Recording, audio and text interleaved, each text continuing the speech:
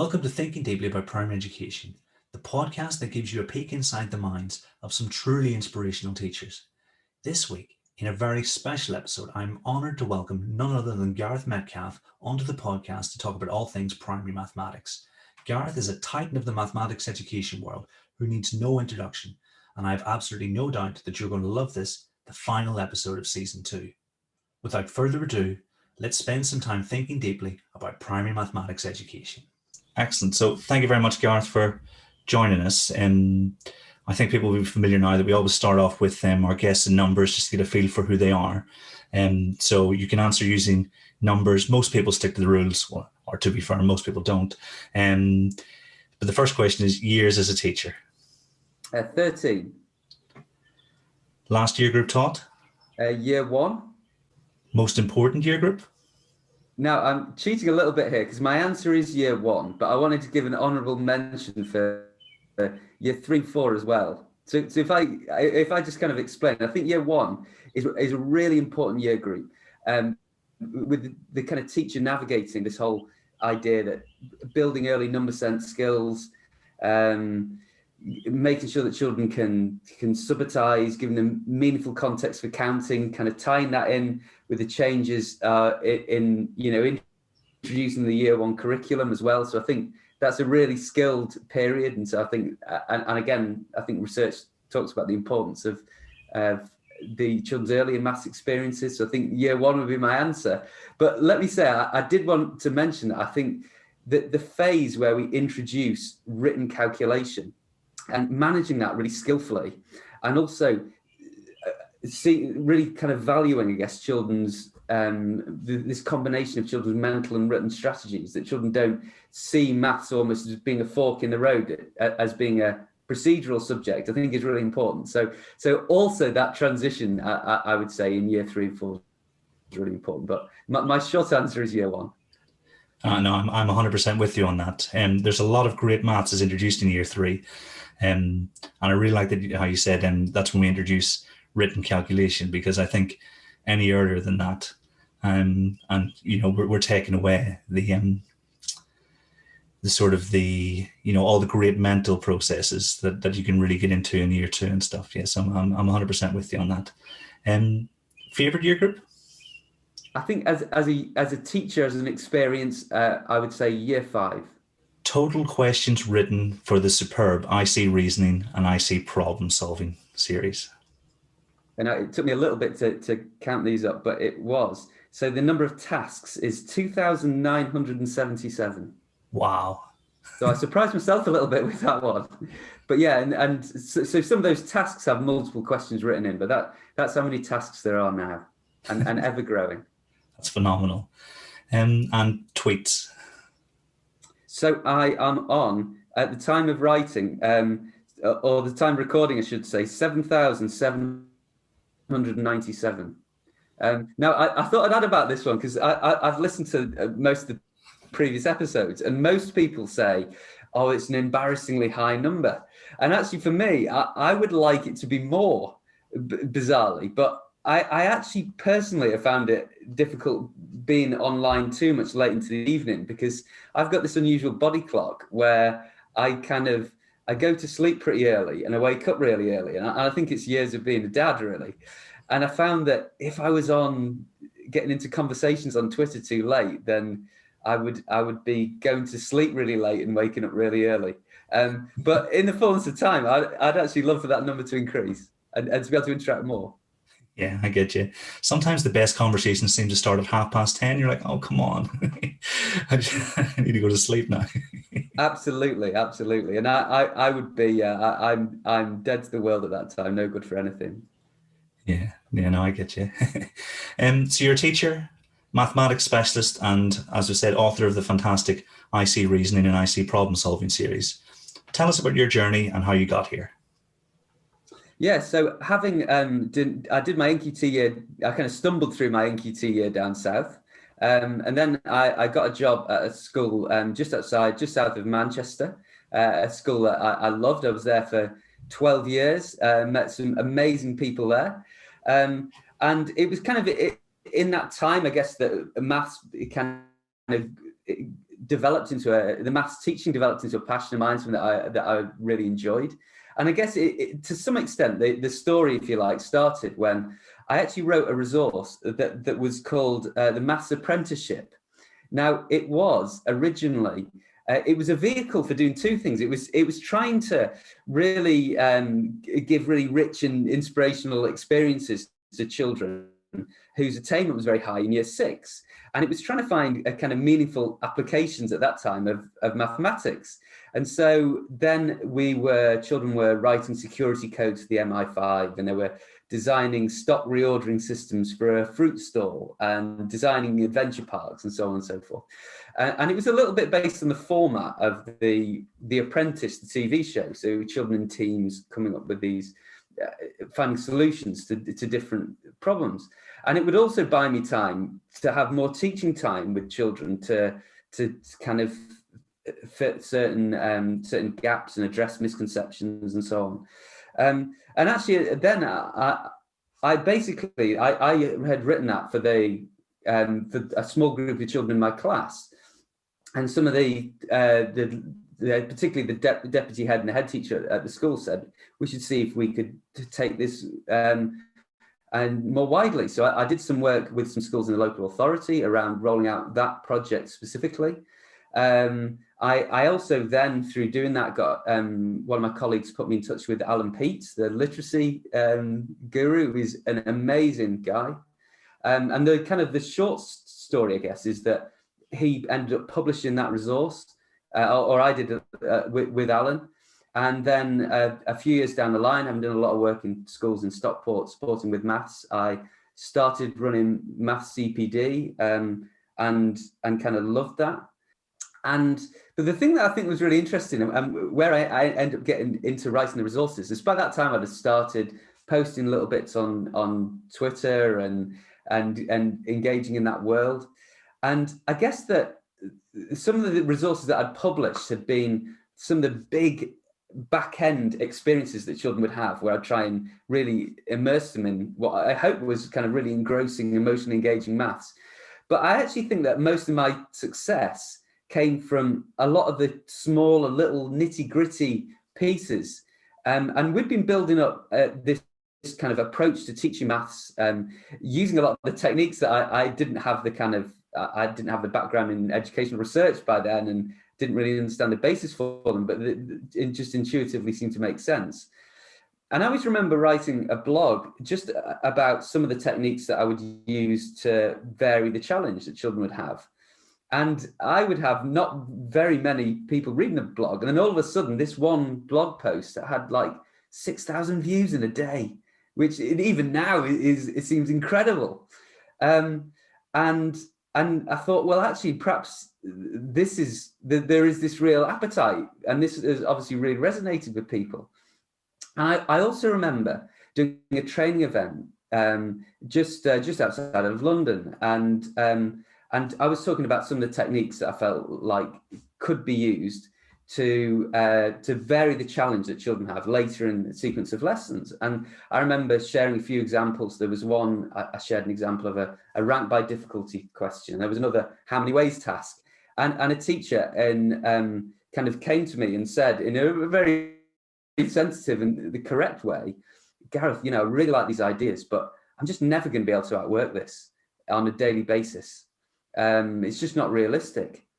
And actually that was really the inspiration for me to think, to write the ISeeReasoning resources and think, well, how do a lot of these techniques that I've been working on, how can I make this happen? How can I make this a daily reality? Or how can I produce a bank of resources that people can then innovate from?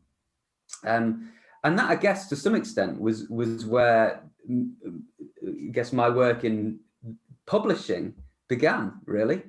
I'd worked with an amazing school with some amazing colleagues, and I was very, very reluctant to leave. But what I wanted to do was broaden my own teaching experience, because I'd realised that I'd been in this one school for 12 years, and 2 form entry, primary.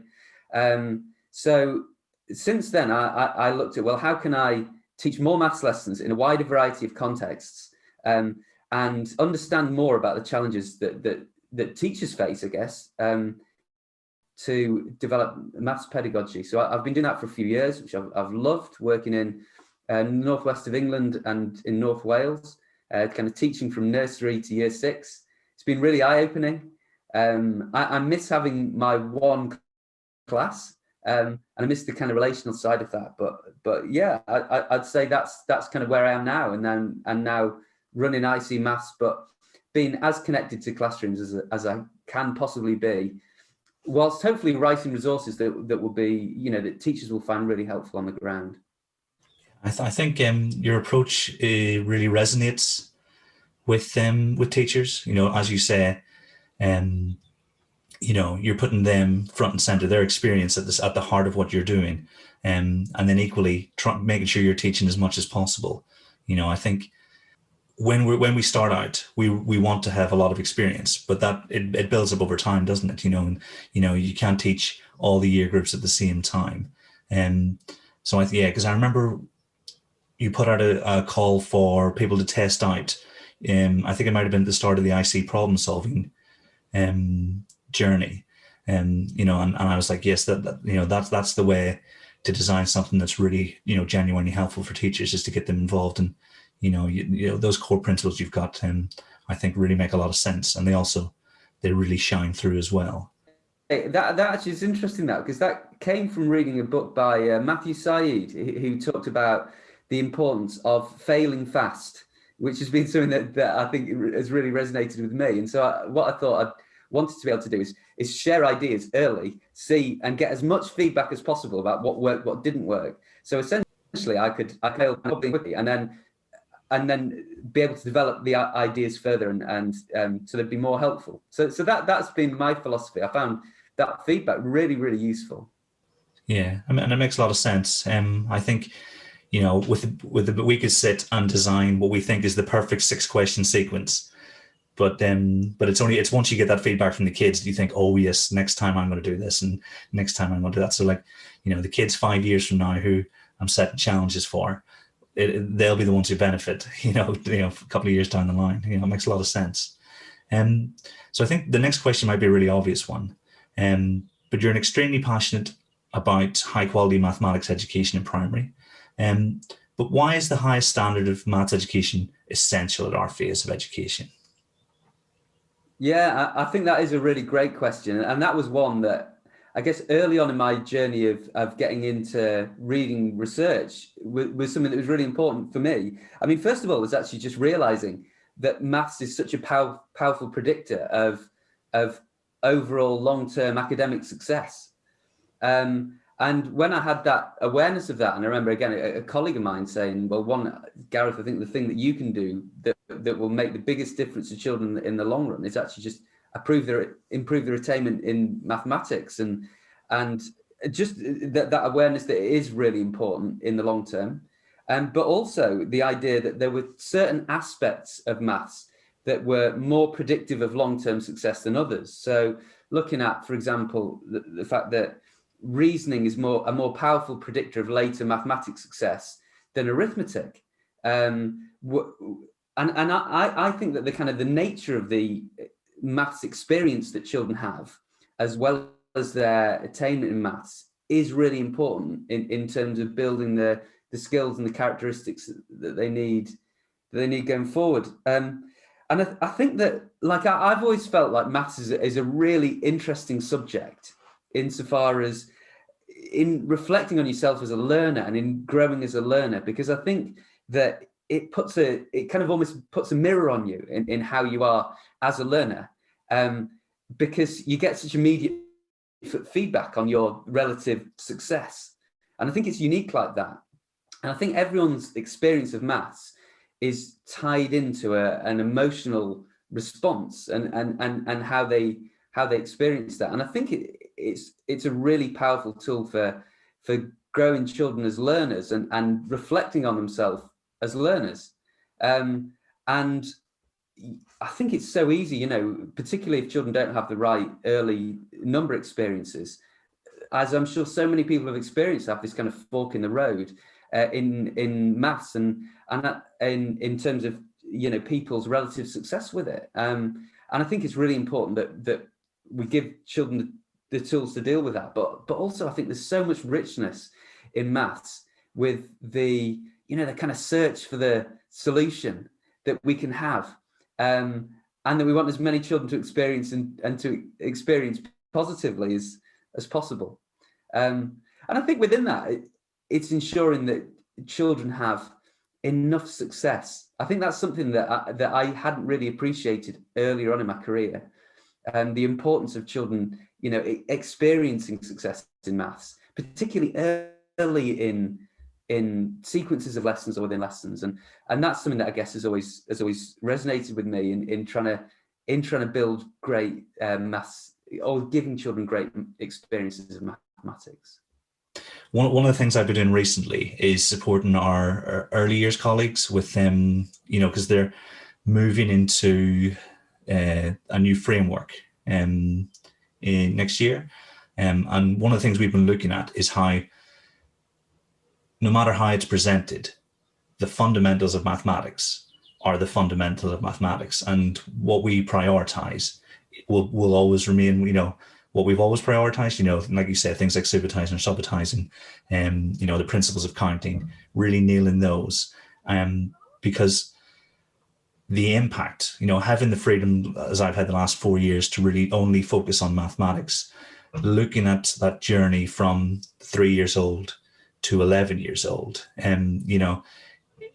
you can really see, or I've noticed year on year, just how important, like you said, that success early on is, because then you can do the really fun and really beautiful stuff, because you've got a solid understanding of all the things that make maths what it is, and so, like, if I've ever worked with 16-year-olds who are struggling with maths, you can really see, you can go back to year R, and you can pinpoint where things have been missed. So I think you're absolutely spot on. One thing that stands out, because I know that people who listen are quite avid readers, where do they go if they want to find out more about reasoning as a predictor for later achievement? And obviously, I know I'm putting it on the spot, so we can add it to the show notes if, but is there anywhere you think, is there anyone we really need to read that? Yes. The Nuffield Foundation produced a report, and I can't tell you off the top of my head its name, but it was talking about the reasoning as a predictor in comparison to arithmetic and spatial reasoning. And I think the report cited that reasoning was a more powerful predictor than arithmetic, which was a more powerful predictor than spatial reasoning, but all predicted long-term math success. I will find the name of it as well and post that. Nice. Yeah, no, I do know I'm putting you on the spot, but certainly I always find it fascinating when there's things like, I've read things like success in maths is a better predictor of success in other subjects later on at GCSE. So your whatever, however you're doing it, Key Stage 1 can go a long way to predicting how your science outcomes are in 12 years later or whatever. So yeah, I find that stuff fascinating. I think if we focus our attention on those things that are both really worthwhile in themselves, but also will help the pupils as they go through school, and I think definitely that should be where our focus is. So if you had to condense your approach to the teaching of mathematics into a set of guiding principles, what would they be? Okay, so I hope this doesn't sound like a vague answer, but I think if I had to put that down into my philosophy, I would summarize that as trying to manage thinking and being a successful manager of children's thinking.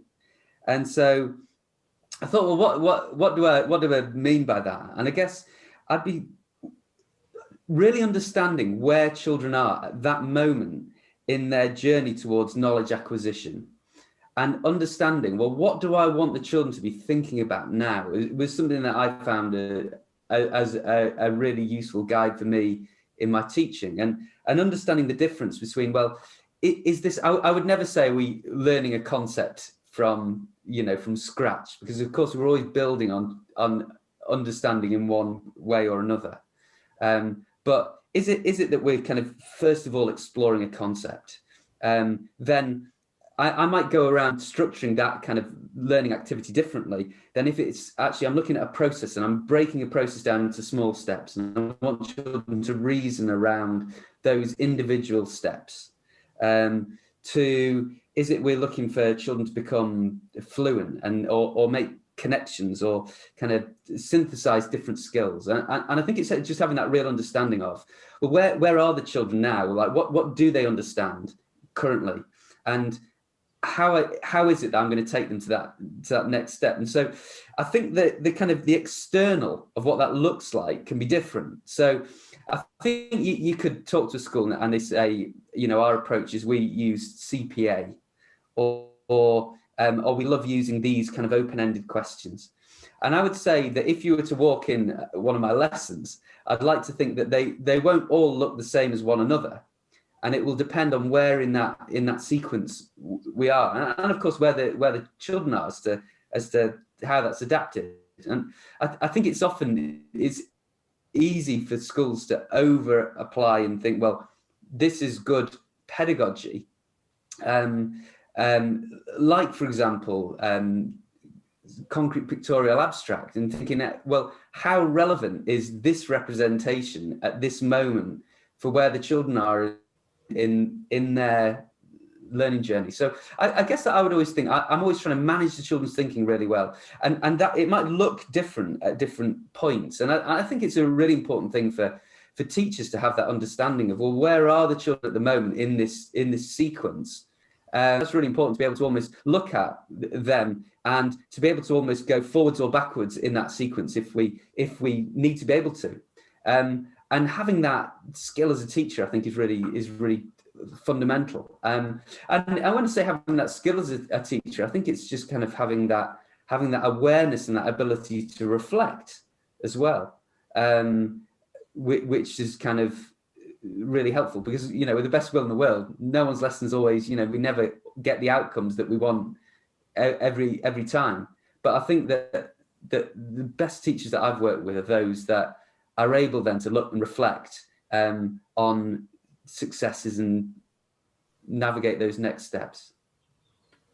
Nice. I think, yeah, in my mind, what you're describing is that step beyond proficiency towards expertise, or toward that level of expertise that allows you to get the most out of every moment.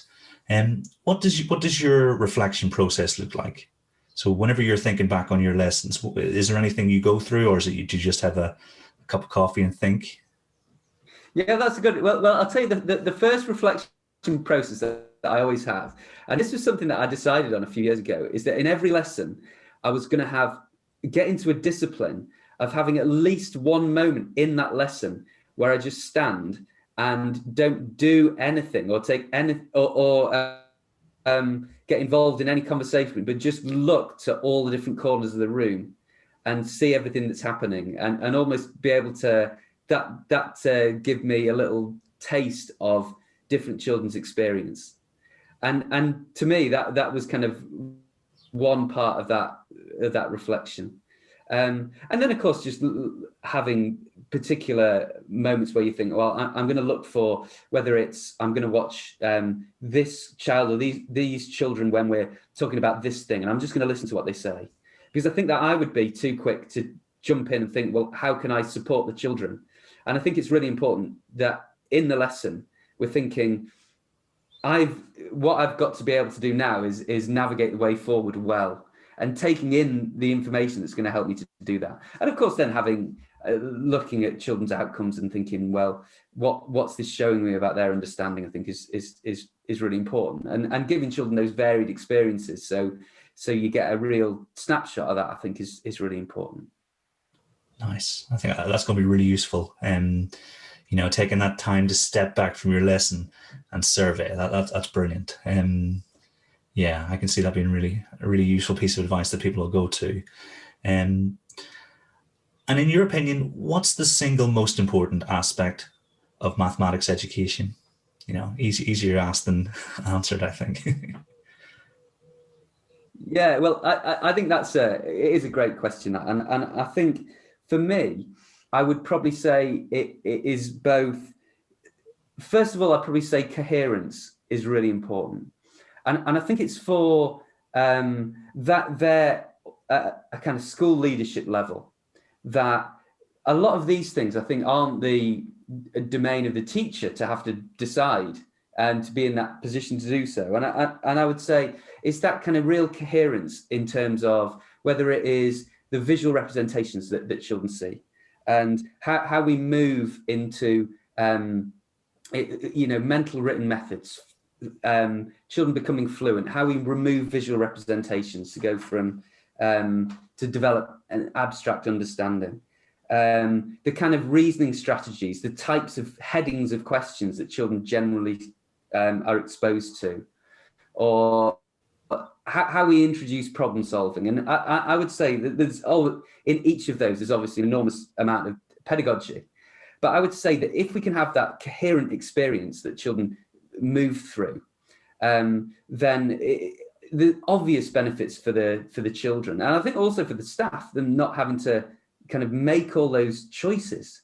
And I know you talk about this in your book, and it was really interesting. And I've seen this in a number of the schools that I've worked in, particularly for different reasons, rural schools, and also the schools are supported in North Wales, where there aren't the same number of resources actually written in Welsh for teachers to use. And a lot of teachers are having to make a lot of decisions. And so I think just over the course of time, there being coherence is really important. And then I think from a teaching point of view, it's then just understanding, well, how do I take these big principles or around building children's understanding, and how do I just really focus on the pedagogical choices I need to make in this lesson, in this sequence of lessons, and almost for teachers not to have to think about the visual representations that are used, the different question types that are available, for a lot of these kind of big rocks to be in place and for there to be real coherence.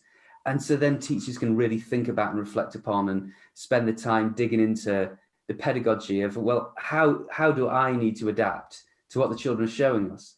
Because that is such a kind of emotionally draining and important role to take on, I feel, in the children, for children to make great progress in maths.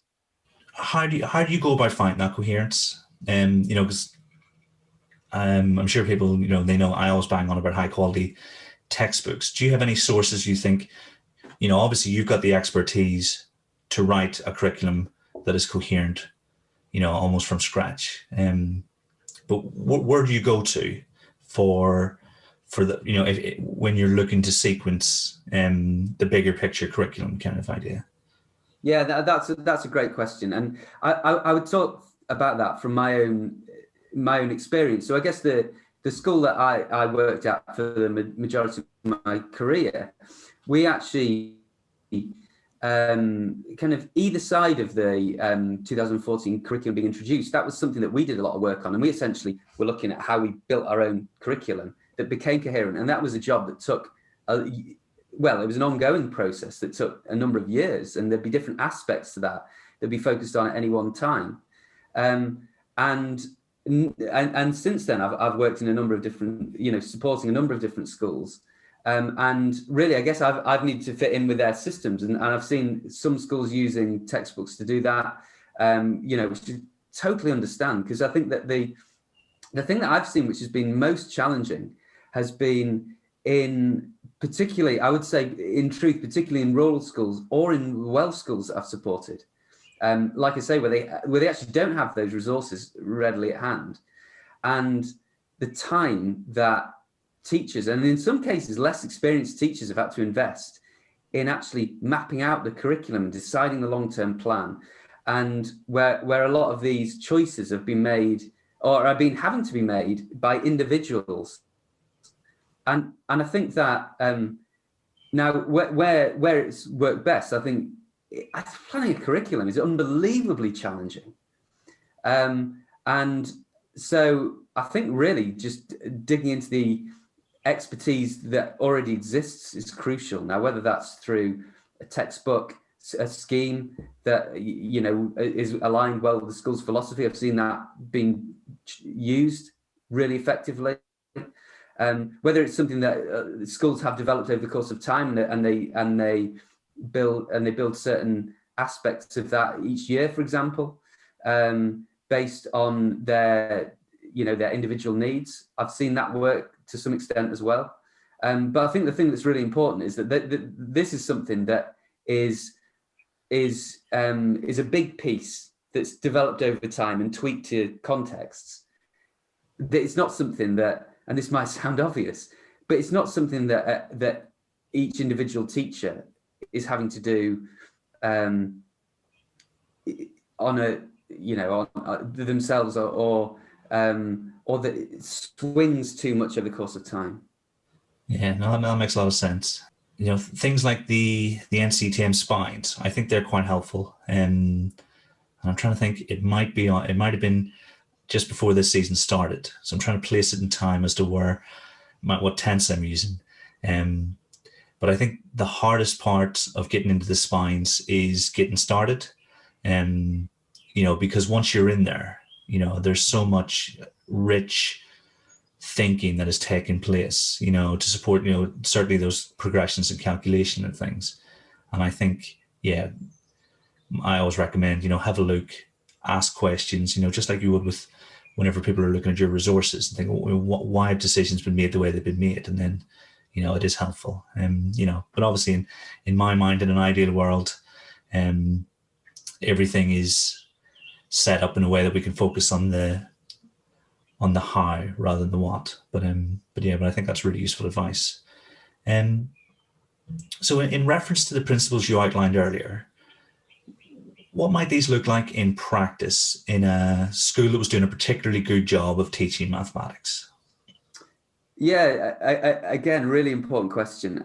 I mean, one thing that I'd like to start with, that I guess that I've seen that I think is real value, is children being in really great and they've been really well established routines that might be routines that are or aren't specific to mathematics. So, like an example that I would cite is, because again, I work in a number of different schools, how in a school the teacher gets silence.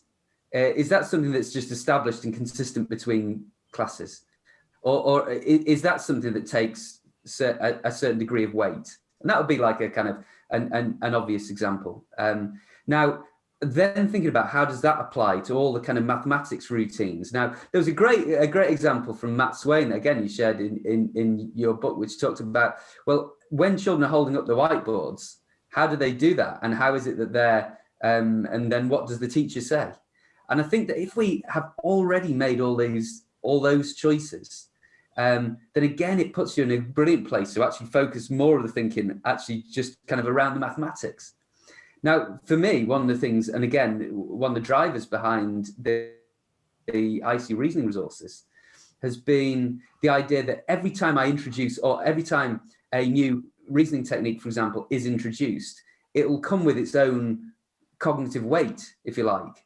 And if there's real consistency of, well, this is how we introduce misconceptions.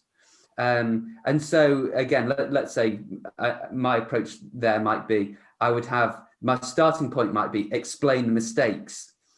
And then I would progress when I'm more confident that children have that conceptual understanding to which answer. Because actually earlier on, I don't want to present the which answer question and for children to choose the misconception.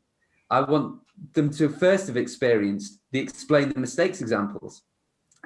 So we then have higher success rate there, or whether it's looking at variation sequences of questions. Are they always introduced to children with the same heading throughout the different year groups?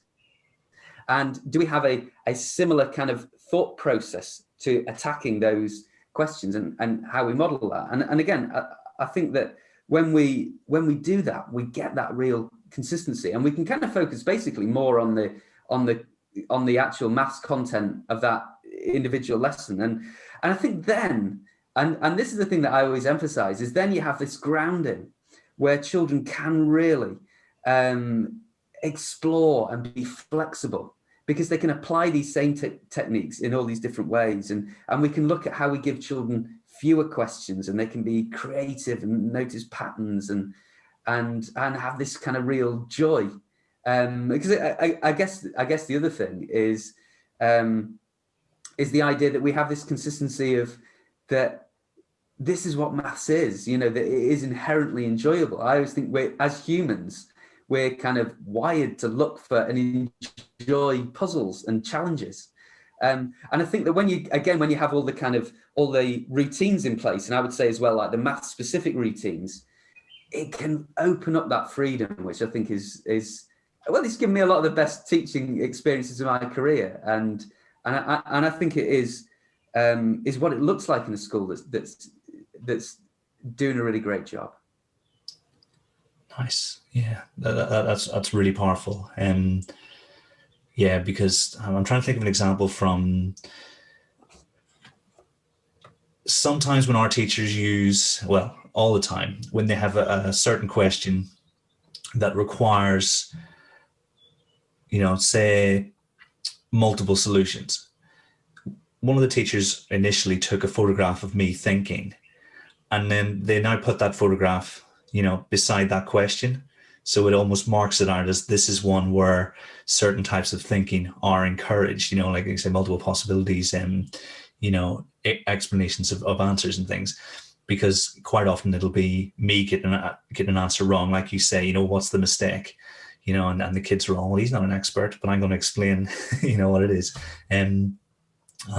So 100%. If we remove a lot of the novelty, then we get a lot richer maths, don't we? Yeah, I think that's a really powerful point. Because I'm thinking back to my old lessons, and having 6 different activities and kids moving around them and stuff. But actually, the load that you're bringing in isn't necessarily ideal. So I think you're absolutely spot on. And another one within that has always resonated with me is just like what all teachers in the school do at the point of an answer being given. And I've always been a big one of kind of introducing doubt when children answer a question. And I always think if that's consistent within a school, we don't just accept the first thing that they say. And generally, the more confident they are, the more I'll try and make them doubt themselves. Now that can backfire if that's not something that they're accustomed to. But I think that having all of these little detailed, let's say conversations that will lead to a kind of collective understanding, a collective approach, has huge power. And also it's got huge power for then opening maths up, which I think everyone aspires to do. I think schools for years and years have looked. I remember reading a report about maths in America in the 1970s, and we're all thinking, well, how can we open maths up and make it more reasoning, problem solving orientated? And I think that there's a lot of these details enable us to do that, but having that consistency, I think, is key. There's a really good paper on that introduction of doubt. I think it was an unintended consequence. It was about early counting. And when you're trying to introduce the idea of cardinality, they reported that when kids were asked how many a second time, even if they were correct, they instantly doubted themselves. So like you say, it's about being aware that the teachers are going to probe, are going to ask questions. I can't remember off the top of my head, but I'll share it certainly in the show notes, and I send it across to you. But there was, because I've seen it with my own kids, I'm sure you have with yours. They'll count 1, 2, 3 beans into their hand, and you go, how many? And they'll 3, and then you're all, how many? And then they're like, what's he doing here? And then they start recounting and stuff. So I think I find that fascinating. I love it that that's introduced at that age as well. I think that's really powerful. That same principle. And so are there any pitfalls that those schools who struggle to provide, a decent standard of maths education fall into, that those listening maybe want to avoid? Yeah, I'd say for me, there are 2 things that resonate there. The first one is entirely understandable. And I think it's something that I've definitely fallen into the trap of, which is good ideas in the wrong place. So seeing what we would consider to be good pedagogy, and it just not really fitting in where the children are at in their learning journey. And let me give a couple of examples of that. So one might be, we aspire to represent math structures using concrete pictorial abstract. Now, I think there's times where children have switched off from that to some extent if they're not legitimate ways of modelling the mathematics. So again, like a CPA, you could see that as great pedagogy. And it can be for representing specific math structures. But I think that sometimes if we kind of over apply that into every learning experience, and that's what we always have to do, then I think that's probably one trap that I've seen a lot of the time, and that could apply to questions that I've written. And I'd always say this to people, if I was looking at a how many ways task, it's not a good question or a bad question. I would think about, well, I know where I would use that in this sequence of lessons, and rather than thinking this is going to be great maths, because there's reasoning there. That would be the thing I would think about, not good pedagogy or bad pedagogy, but why, when in the right place. And the other thing that I think is really important, and I think is really important now especially, is where children's attainment is below age-related expectation. I think it's always, tempting is the wrong word, but I think it's always a possibility that teachers will think, well, I at least want the children to be able to do this, and to go for what I would probably term the kind of low-hanging fruit. And rather than thinking, right, well, we've got a long time until, let's say we call it the end game. And I never really want to say this, but let's say the end game is when children are 16, and we want them to have this proficiency when they're 16. And if I look at things through that lens, I then think, well, what are the skills that I need to emphasize? They won't necessarily be the same thing as some of the outcomes that we might hope that children will have by the end of this week, by the end of this term, by the end of this year.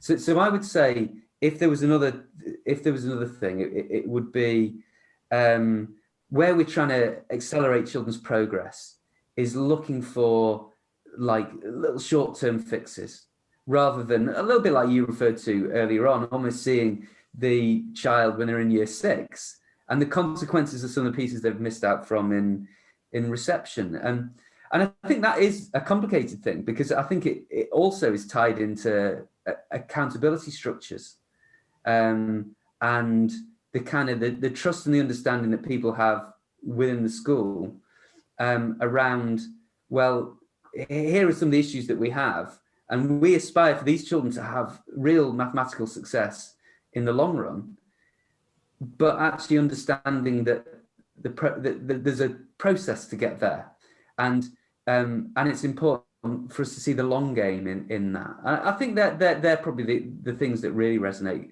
from my experience. Yeah, no, I 100% agree. And I'm thinking back to 4 years ago when I gave people copies of some of your questions and said, right, let's have a look at these, and then explore them, and then when we plan together, we'll have a look. And very much was a case of the first question I would ask them is, well, why is this challenging in the context of your class?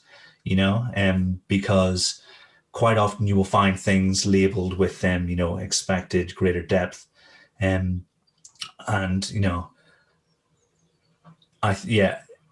question should, because that won't always be the case, will it, as you rightly say. And so it's looking at a question like, you have ones where you want to rank by difficulty.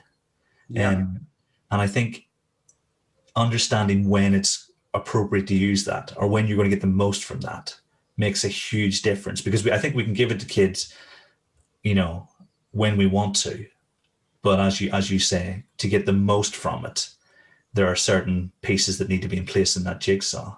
And so I was having those conversations, because what you're always aiming for is having, like you say, you hit the nail absolutely on the head, your teachers in a place where they can justify any decision they make, And I always talk about Ofsted coming in and the fact that we as primary teachers will quite often be more experienced in primary mathematics than many of the inspectors will be.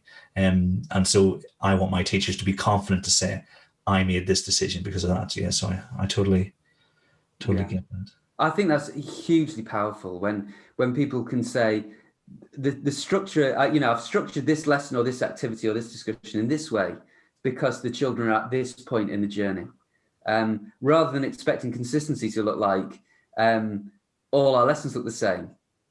And I think that's really important. Yeah, it's that dream situation where you've got all the resources, but the kids know where to go to if they need them. Obviously, if you're introducing a new structure, you'll guide them towards something that is best suited. But then, I think you may mention earlier on, we don't have manipulatives just because we have manipulatives. Is it going to be something that draws out the mathematics? Yeah, so I think, I'm very much on board with that. And as you're speaking, I'm thinking about my experience of the last couple of years and those teachers who, once they reach that level, they start teaching me stuff because they're doing it day in, day out, and they're learning and they're refining their processes, and then they sort of share their advice with me. It makes a lot of sense. So I think changing slightly, in your opinion, what are the features of a high quality maths curriculum? And we almost touched on this subject a little bit. Yeah, that's right. And I talked about, coherence, I think is really important. And just to say that I think that structuring a coherent maths curriculum is incredibly difficult to do. And I think that it's something that needs to develop over time and be fit to the school's circumstance, but really kind of digging into expertise of others that have, standing on the shoulders of giants with that, I think is so important.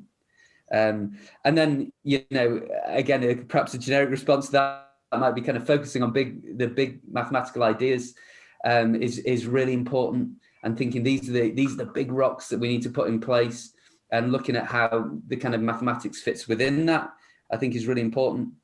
I've always seen maths as well. When you look at maths in different countries and the kind of what's in the curriculum will differ.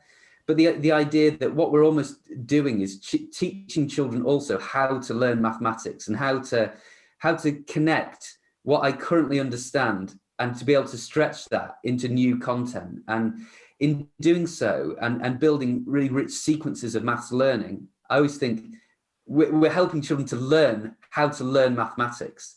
And if we do that, then I think, again, it takes this emphasis away on coverage, because actually we know that in building this capacity, we build our capacity to accelerate later. And it's this old adage that I'm sure that, people have mentioned 100 times before, that you can accelerate children quickly in maths later. I think that, but if you build this coherence earlier on, I think that's really important. And a big part of that for me is this consistency of actually what reasoning looks like, and for example, how problem solving can be introduced, where children have relatively high success initially with that, and kind of consistency with that, I think is really key. And I guess the other thing that I would say about a high quality maths curriculum that I've been passionate, and I still am, of how I can support teachers as best as possible to actually make this reality, is how it can be a subject that children experience as open and creative, or with the capacity for children being creative. Because I think that I always remember visiting a high school and seeing, and it was actually in the day where they were looking at level 6 tests. They were supporting primary teachers to prepare children for level 6 tests. And I always remember seeing this huge database a teacher going through, when I think there was a question that came up about negative numbers. So the teacher went to spring term, week 4, set 3, Tuesday, bring up, there's the presentation. And listen, it's not for me to judge. I have no experience of teaching in a high school, so it's not for me to judge that scenario. But I guess the thing that really resonated with me is the idea that I want children to feel like their response and their discovery is in some way unique. And I think that children having that experience of uniqueness is really powerful. And again, I feel like that is often built on to some extent, it's also built on the opposite of the precise direct teaching, and then having these consistent structures that are used for embedding reasoning, but that being an end as well, that we want children to have this kind of joy and be able to engage in the kind of emotional aspect of mathematics as well, which to me is one of the kind of one of the signs, one of the outworkings of a great curriculum. It's hard to beat, when pupils realize some mathematical generalization, like when you add three consecutive numbers, and when they see what's happening, you just see the light bulb going off, because they're like, wow, and then they want to test out more, even using Numicon and stuff like that there. In your ideal curriculum, how does problem solving feature? To what extent, because you mentioned about problem solving getting the place it deserves. What would your approach, your general? I know, because it's hard to pin down general, because obviously you're talking about the right tool at the right time. But in general, how do you see it featuring in your curriculum? Yeah, this is a question that absolutely fascinates me, and I think I'll end up exploring.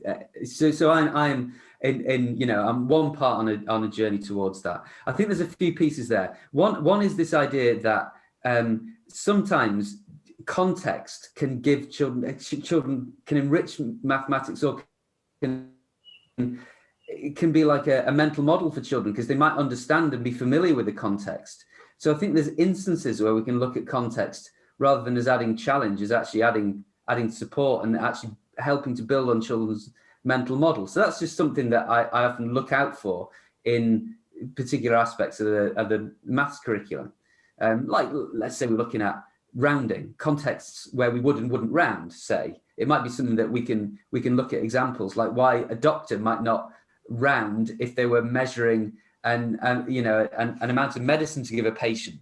I think children would have some kind of intuitive feeling for that.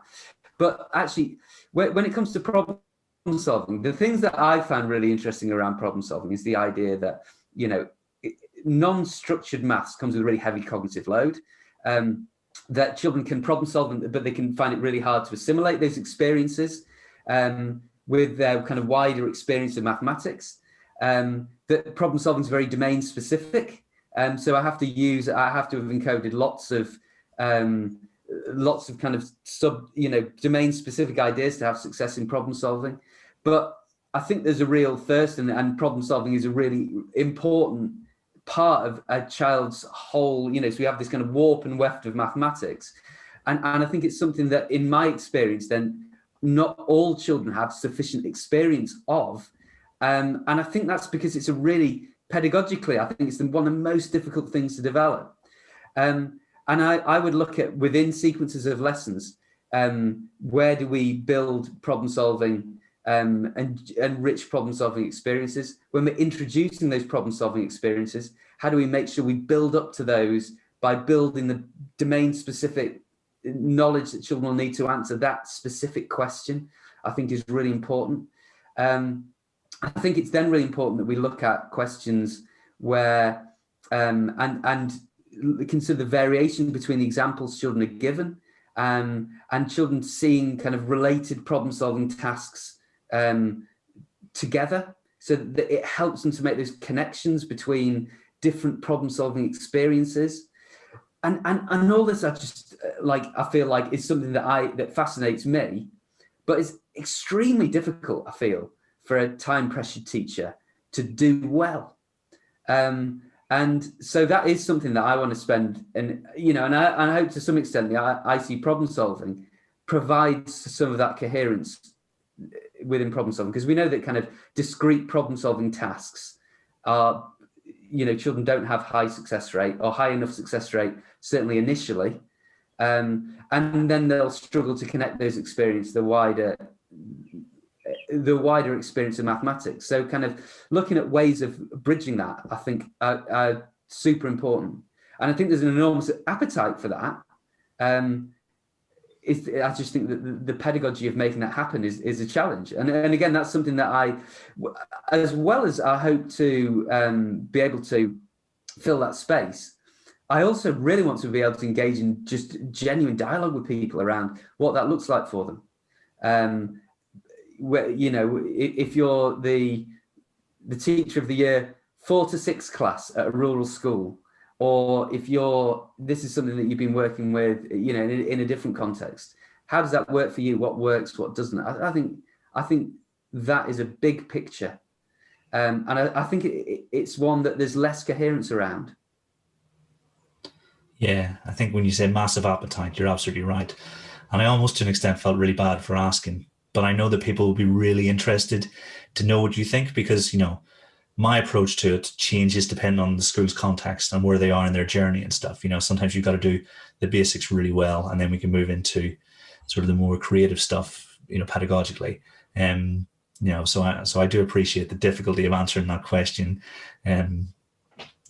Almost on the spot. So yes. Yeah, I'll tell you the other thing that I should add to that is something that I've explored, I'd say, in the last kind of 12, 18 months, has been the idea of what I'd call numberless problems. So looking at, and this is probably quite bespoke to worded problems, but looking at essentially, and this is again something that I would kind of encourage everyone to play around with, is the idea of taking a question structure, removing or hiding the numbers, or even hiding the question, and getting children exploring different possible questions or finding different possible solutions. So our focus is on underlying structures. And I think there's great scope there as well. That's something that I know I've done a lot of work with teachers who have explored that and had great success also. Where do you go to find out about those structures?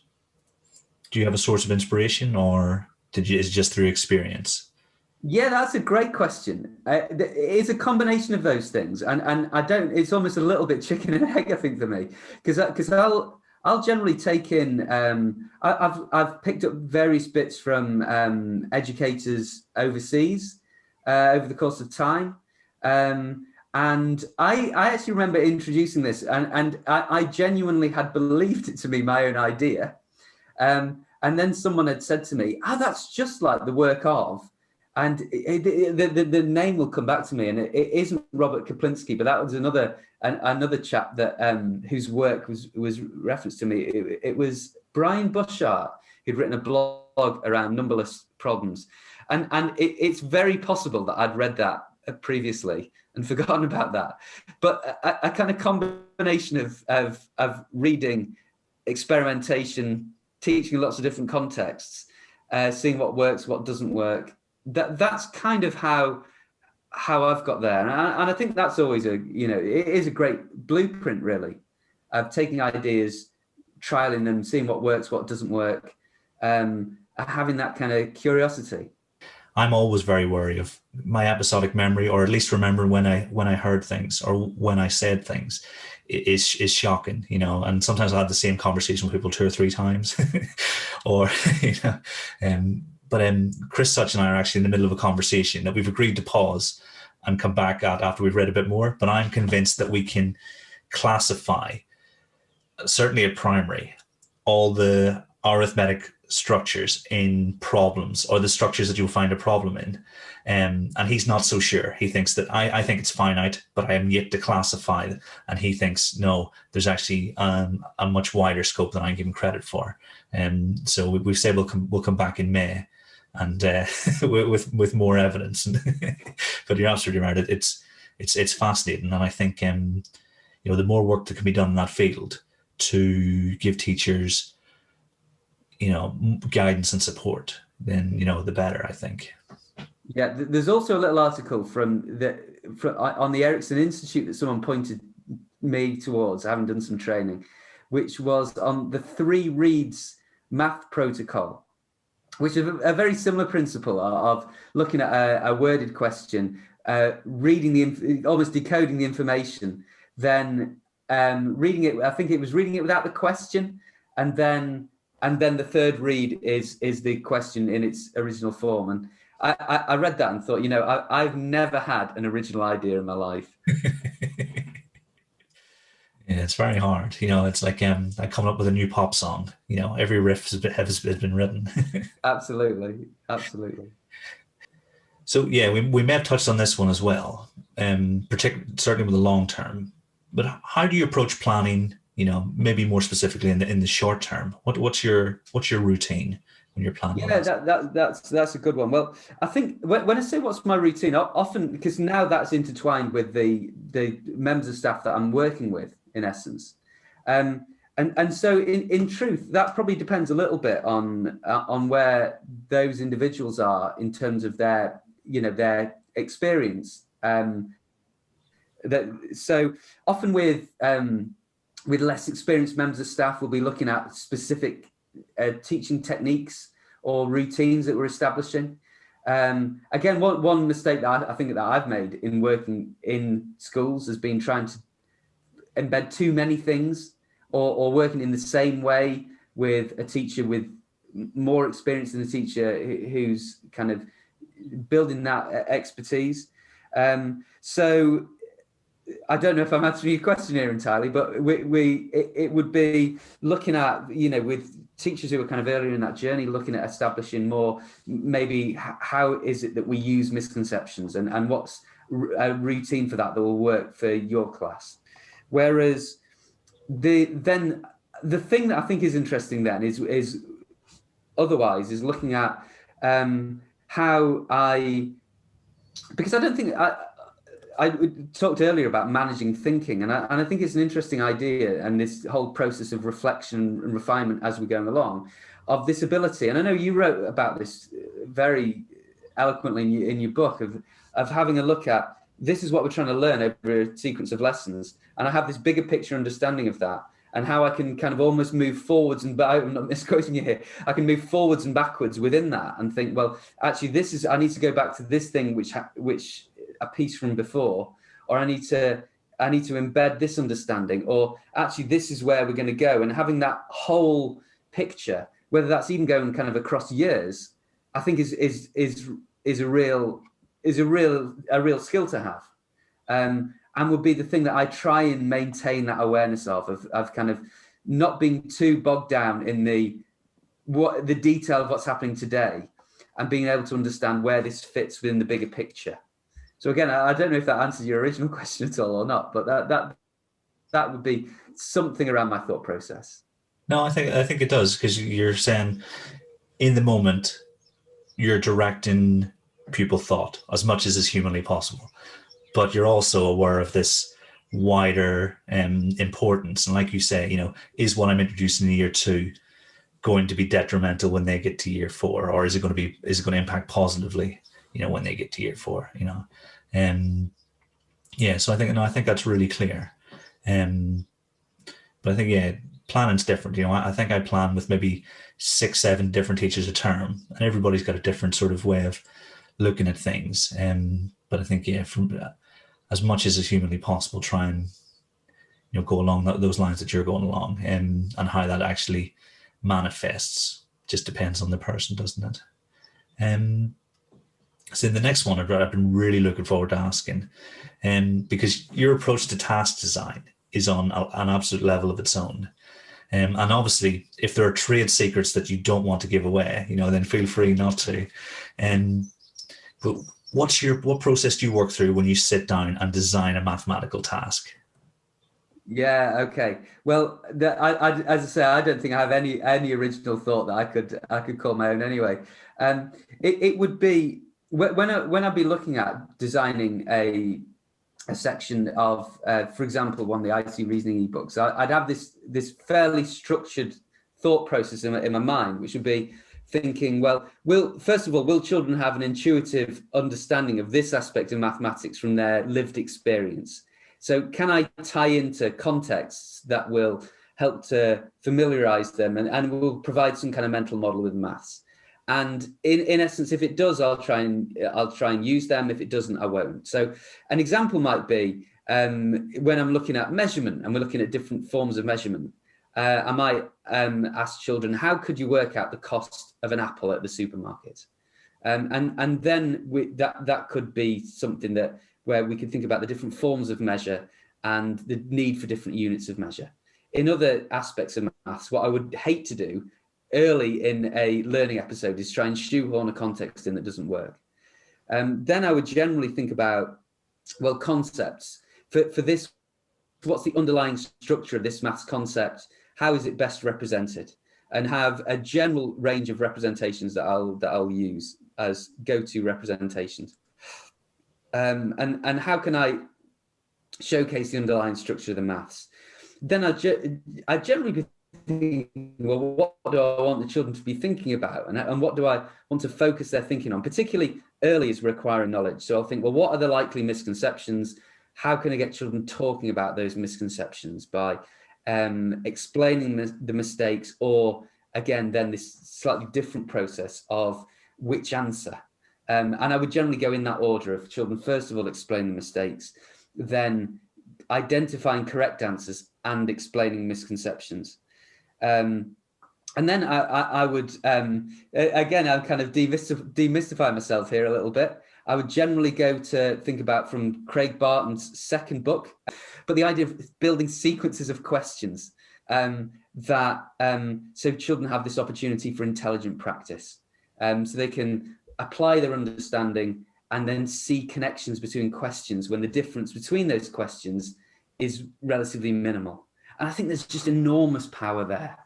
And again, I would refer anyone to that book, which I think was outstanding, really fabulous, for showing how it's a vehicle for getting children essentially rehearsing the calculation or the process that they've been taught, but then so much opportunity for reasoning built within there. And then usually when I've explored that aspect, it might be there's certain reasoning tasks we look at for children explaining the thought process. And then I'd normally look at, well, how do I then take this concept that we've been exploring and how do I interleave that with other aspects of maths? And how do I vary the challenge? We might bridge into kind of systematic thinking with a how many ways task. And so I'll generally look at, well, how can I take these same structures and apply it to this maths concept, assuming that they do apply? And then again, the pedagogy around problem solving might be slightly different, because then it'd be a similar process. But I'll be thinking, right, can I use a numberless problem here? What are the precursors to children being able to answer this problem solving task? How can I build that or recap that domain specific expertise? Once they've done that, how do I give children varied practice of these ideas? So I'll generally take what is a kind of depressingly formulaic approach, and then think, well, how do I apply this in this meaningful way in this aspect of the curriculum? So that is probably fairly well my thought process. Now, you said depressingly formulaic, but actually it goes back to what you were saying earlier on about when you've got those structures in place, then you can be creative. So essentially you've got this structural representation running the whole way through, and what you've made over time are lots of different avenues, if I'm interpreting it correctly, that you can do, like you Absolutely. said, which I think will be really helpful to people thinking, because sometimes there can be so much on offer, or so many ways you can take things, that it might be overwhelming. But if anyone's at the beginning of their journey and they think, well, if I take the structure and then I try it in one way, then over the course of a year, you might get reasonably good at writing 4 or 5 different types of questions, adjusting challenge, but in different directions. That could take a whole year of intense focus and stuff to get a handle on. So I think that's really clear and really useful. So what would you recommend anyone wishing to develop their mathematical prowess in terms of teaching, should read? Books, papers, blogs, and podcasts. Is there anywhere you go to, think this is must read or must listen? Yeah, that's a good question. Well, like there's been a few things that I've over the course of a number of years, and I guess, to be honest, I've probably gone from people that I've really respected and I've read a lot and listened to a lot, and then I've kind of built that wider and have kind of moved over the course of time. So I think at first I read a lot of work by Joe Bowler, And then there's actually a lady called Christina Tonneveld who talked a lot about early number sense. And then from there, I say signposted, I kind of picked up and studied a lot around the Ericsson Institute. And so I think reading as broadly as possible is really important. To answer that, I guess if someone was to read one and think, well, I want something that I can, as a starting point, I think that Rosenshine's Principles of Instruction are really powerful, by Tom Sherrington. Again, I think that Craig Barton's first book was really good in terms of as a signpost for teachers to be able to find, well, these are different aspects of maths pedagogy that I can go and explore. So I think that was a great starting point as well. Let me tell you, because I'm sure you won't, your own book, Kieran, which and the things that I think people can get from that. I think it's really important in looking at the different and it really made me think about the different phases of the development that you go through in your career, and the importance of managing your own and staff in your school's career development in looking at that from the long term, and actually understanding how we develop expertise. We need a lot of time to develop specific skills and to make them automated, much like we talk about children needing to do so. And then there's so much kind of detail as well in terms of the pedagogy, whether it's how bar models need to, seeing the movement within a bar model or a representation, which I thought was really interesting.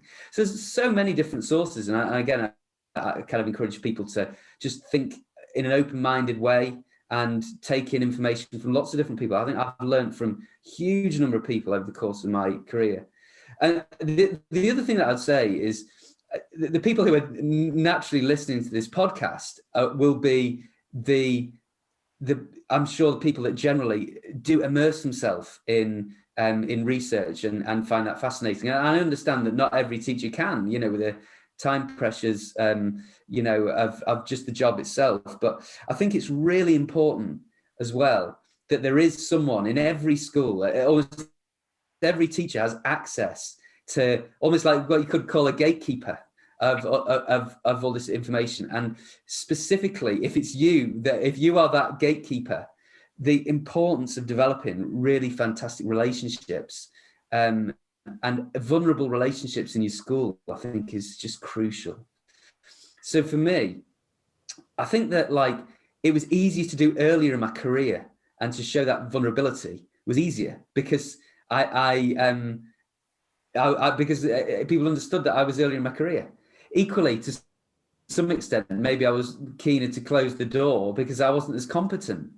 But let me tell you, when I moved from teaching year 6 to teaching in year 1, I was in a 2-form entry school, and the teacher who in the other year 1 class was called Claire, and Claire was amazing because we'd planned these lessons together, and whatever we'd planned, she would be delivering it better than I would.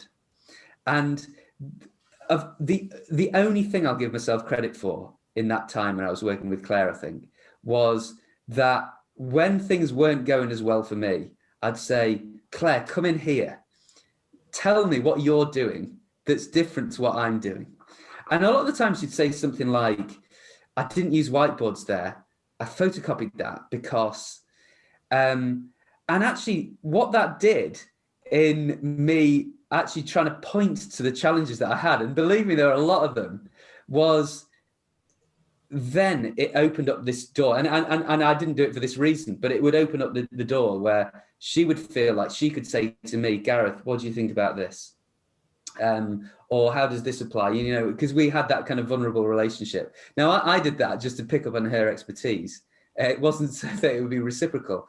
But I think that building that culture and modeling being vulnerable when you're later in your career can be difficult. And I think that's absolutely crucial. Whenever I first ventured into nursery, I was actually covering my wife's nursery class. She wasn't my wife at the time. But I remember on the drive home, I'd be like, why did this happen? Why did that happen? And then she would explain to me bit by bit, because I early years is physically exhausting. And then but piece by piece, she was making life a whole lot easier for me. So I can relate to your story about Absolutely. It was And very, very humbling at the time, I have to say, because I understood so many principles, but I had no idea. And this sounds ridiculous, naive, and I look back here now, but I had no idea about the significance of all the little logistics. And having taught in year one, it made me think, I did so much.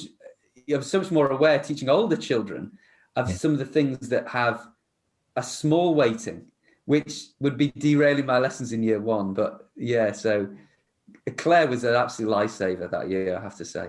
yeah, because even the language you use is totally different, and my go-to is use fewer words but with more accuracy. And because when I'm in year 6, I will often be having a joke with them at the same time as I'm teaching them, but I don't think that translates down, because you're given far too much. Would it be extraneous information? I don't think younger children handle that very very well or to the same extent. So like you said, they're very, very small decisions that we need to make, but can have a massive impact. I should also say thank you for including me in such esteemed company. I'm not sure it's 100% earned, but I really do appreciate the kind words. And whenever I saw you were reading, I was like, wow, this is when you find out John Lennon's listening to your music. Well, that's very kind as well. No, but I think I love books like that really dig into just the detail of the pedagogy. And I think that's what there's always a thirst for. So yeah, really kind of well done, because it's also quite intimidating doing something like that. And I've had this myself, where when it's published, it's there in stone. And often I've looked at things that I've thought, I'd go back and I'd tweak this and I'd change that. So I think there is a bravery in putting yourself out there. So good on you for that as well. Yeah, I think it's through the support of the people who've been on the podcast in the past. Certainly helped me be a bit more confident in what I have to share, because it's not my natural default. And it's like, like you say, the minute it's published, you read something else, you're like, I should have included that. And yes, yes, no. So I owe them a huge debt of gratitude, for their support with that. So I think, as we've mentioned a few times, your work has inspired many, will no doubt continue to do so for a long time to come. Where do you draw your inspiration from? Yeah, that's a great question. The truth of that is, I think I'm inherently ridiculously driven anyway. So I'd be the kind of person that rather than kind of like I'd play a lot of sport, and rather than seeing that as a nice social thing I could do on a Saturday, I'll really want to improve in every way I possibly can. So that's probably a little bit wide in my DNA. But the truthfully, I think that where I get my real inspiration from has been the two things that I'd probably point to. Is one is just the amazingly passionate people that I've worked with, and how that they aspire to have really rich experiences for children, but also people are so time pressured. And I always think with teaching, we get so many teachers that have to teach so many lessons at such a fast pace, and are really passionate about wanting to give children the best experiences they can. And it's just very difficult to do that and have enough time to reflect on your own practice and to actually change. Like I know in my career, I always felt like it was difficult to improve because there is such immediate demand on yourself. And again, going back to a kind of analogy to do with sport, like I play a little bit of golf, and if you're always in competition, it's hard to improve. And I often think it's a little bit like that with teaching. We kind of have our habits and our default modes, and we will fall back to them because there's so much pressure on what we can bang out. And I guess for me, I'd love to stand in that space of how do I help time-pressured, passionate teachers to give children the experiences in maths that they want them to experience. And also, I guess, to some extent as well, with the schools that I've worked in a variety of different contexts. Also, well, let's say you're in the first couple of years of your teaching career, and you're looking at wanting to develop teaching a problem solving and do it coherently. or building reasoning in daily maths lessons, can I make that as easy as possible for you? And that's something that's always really driven me. And to some extent as well, I think that it also ties to my own experience, because you talked about my background at the beginning, and there was a year when I was assistant head teacher. I was full-time in year 6. I had a young family. So I had 2 children under the age of 4.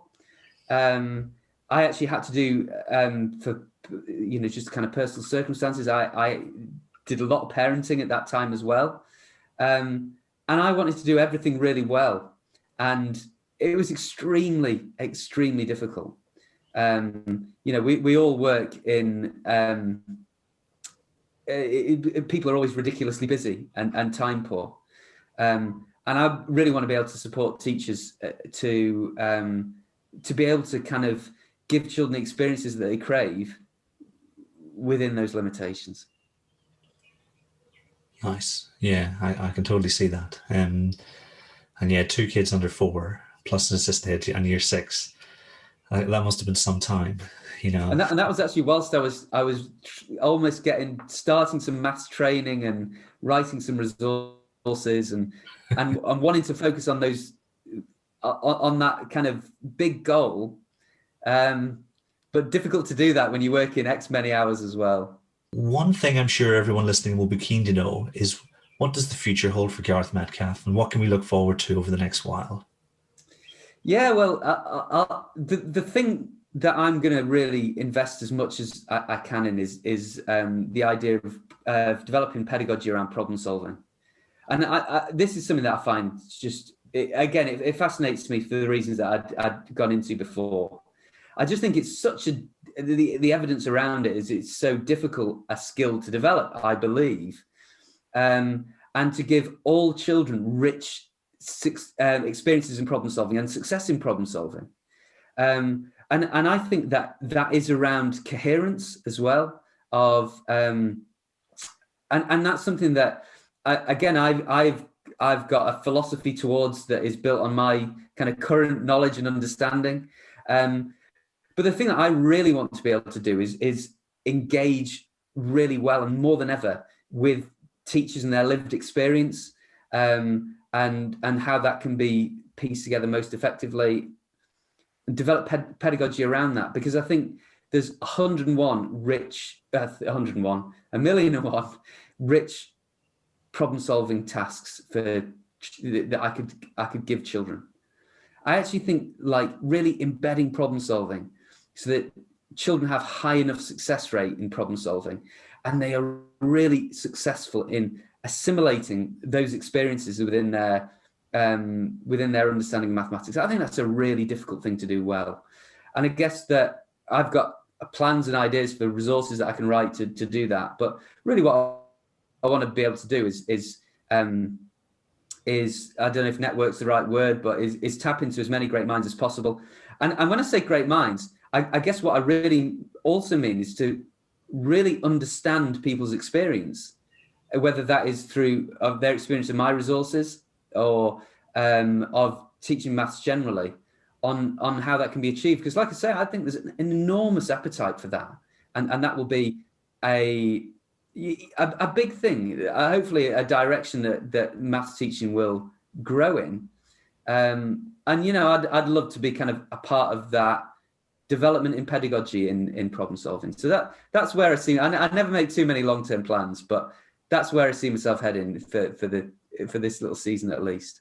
Nice. That sounds amazing. And I think a lot of people will be really interested to be a part of it. Do you have a preferred method of contact? Before everybody floods your direct messages on Twitter with loads of messages. Yeah, the thing I do, I can easily miss little messages that come through on Twitter. So the best way to get hold of me generally is my email, which is iseemaths@hotmail.com. The other thing that I do is, and I'll kind of increasingly do this over the next period, is try and send out little samples of tasks and things that I've got a mailing list for, which hopefully people find really useful and will kind of add value as well.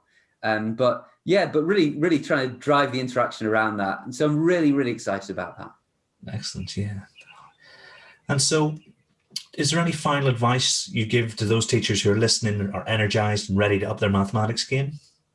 Well, yeah, I mean, I guess that just to join me on the journey around problem solving, because I think that is an interesting thing to explore. The idea of, like I'd mentioned before, about exploring those kind of numberless prompts and that idea. I think there's kind of great potential in there.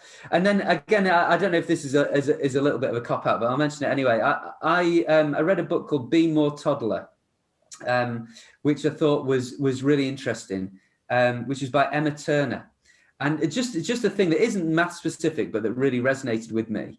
And I think I could have taken it with my career. She talked about how toddlers, when they learn and when they fail, are very kind of playful. And I think that I've perhaps been so determined to do well in my career that I think just exploring and being playful and kind of reflecting lightly on my own lack of success is really valuable. And so I think, again, playing with some of the things that we've discussed, and then, but just doing it with lightness, I think would be a kind of general piece of advice that I'd give anyone. I really enjoyed reading Emma's book on that lines. And that was certainly one of the things that I took away from that. But just enjoying the job and just being playful and reflecting lightly on any of this kind of successes and difficulties that you have. Yeah, no, you're absolutely right. There's enough pressure in the world without putting more on ourselves whenever we're doing, some what could be a really fun part of our job. Yeah, so yeah, I'm with you 100% on that one. So all that's left to do is say thank you very much for your time, Gareth, and hopefully this is the first of many chats that we get to have about maths. But I really appreciate your time. Yeah, I've really enjoyed it. Thanks so much for having me on, Kieran.